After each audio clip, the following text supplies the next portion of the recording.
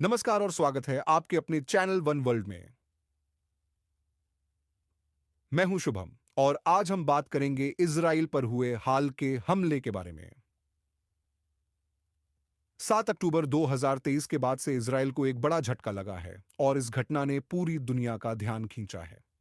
यह दिन इजराइल के लिए सबसे भयानक दिनों में से एक साबित हुआ है।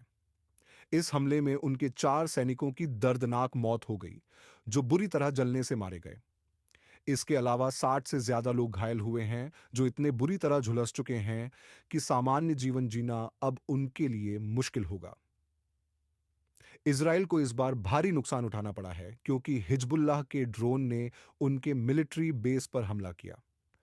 देखा जाए तो इजराइल ने हिजबुल्लाह की कई जगहों पर भारी नुकसान पहुंचाया है, मगर रूस ने कहा था कि हिजबुल्लाह की लीडरशिप अभी भी मजबूत है और वही काम करने में सक्षम है। हिजबुल्लाह की ये प्रतिक्रिया भी शायद निश्चित थी क्योंकि इसके पीछे चीन, रूस और ईरान जैसे बड़े देश खड़े हैं। एक अकेला हिजबुल्लाह का ड्रोन ही इजराइल के लिए तबाही लेकर आया। पूरे मिलिट्री बेस में आग लग गई और इजराइल के पास मौजूद iron dome missile defence system ने काम नहीं किया। इस वजह से इजराइल को बड़े नुकसान का सामना करना पड़ा। आप देख सकते हैं कि ये खबर पूरी दुनिया के मीडिया में कवर हो रही है। इजराइल के गुलानी ब्रिगेड बेस पर हुए हमले की तस्वीरें खुद इजराइल की डिफेंस फोर्सेस ने जारी की हैं, जिसमें हम देख सकते हैं कि 4 जवान मारे गए। सब बहुत कम उम्र के थे। आज इजराइल में 18 से 22 साल के जवान, जिन्हें हाल ही में मिलिट्री ट्रेनिंग मिली है, स्कूल और कॉलेज से बुलाकर देश की रक्षा के लिए भेजे जा रहे हैं। यह घटना इजराइल के लिए बहुत बड़ा झटका है, खासकर जब हिजबुल्लाह ने कोई अत्याधुनिक ड्रोन इस्तेमाल नहीं किया। ये ड्रोन करीब 10 से 15 सालों से इस्तेमाल में है, लेकिन इस बार इसे इजराइल के खिलाफ इस्तेमाल करने का तरीका चौंकाने वाला था। यह है हिजबुल्लाह का मिरसाद, एक ड्रोन जो ईरान द्वारा विकसित किया गया था। यह कोई हाई टेक ड्रोन नहीं है, इसमें कोई खास जैमिंग सिस्टम नहीं है, परंतु इस ड्रोन में भारी मात्रा में विस्फोटक भरे गए थे, जिससे इजराइल के मिलिट्री बेस पर सीधा हमला हुआ। अब आपके मन में सवाल होगा कि आयरन डोम होते हुए भी यह ड्रोन इजराइल तक कैसे पहुंचा।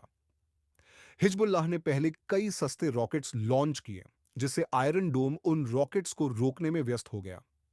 इजराइल की एक बड़ी गलती यह थी कि उन्होंने इन ड्रोन को भी रॉकेट्स समझ लिया। हालांकि आयरन डोम ने अधिकांश कामिकाजी ड्रोन को रोक लिया, लेकिन एक ड्रोन रडार से गायब हो गया और इजराइल की सेना ने यह मान लिया कि वह क्रैश हो गया है। यह सबसे बड़ी गलती साबित हुई क्योंकि वह ड्रोन सीधा इजराइल के मिलिट्री बेस में जाकर विस्फोट कर गया। इस घटना से यह साफ हो जाता है कि इजराइल के पास अगर यह अत्याधुनिक मिसाइल डिफेंस सिस्टम नहीं होते, तो उन्हें और ज्यादा नुकसान होता। अब तक इजराइल हमास के कमजोर रॉकेट्स का सामना कर रहा था, लेकिन हिजबुल्लाह की रणनीति बिल्कुल अलग है। इसलिए अमेरिका ने इजराइल की मदद के लिए 100 अमेरिकी सैनिक भेजे हैं, जो अपने terminal high altitude area defence system के साथ इजराइल की सुरक्षा करेंगे। हालांकि ईरान ने चेतावनी दी है कि अगर अमेरिकी सैनिक मारे जाते हैं, तो इसके लिए ईरान को जिम्मेदार नहीं ठहराया जाना चाहिए। सोशल मीडिया पर कुछ अफवाहें फैली हैं कि इस हमले में इजराइल के डिफेंस फोर्स के चीफ की भी मौत हो गई है, लेकिन ऐसा बिल्कुल नहीं है। इजराइल ने इस खबर का खंडन किया है। अब सबकी निगाहें इस बात पर टिकी हैं कि इजराइल इसके जवाब में क्या करता है।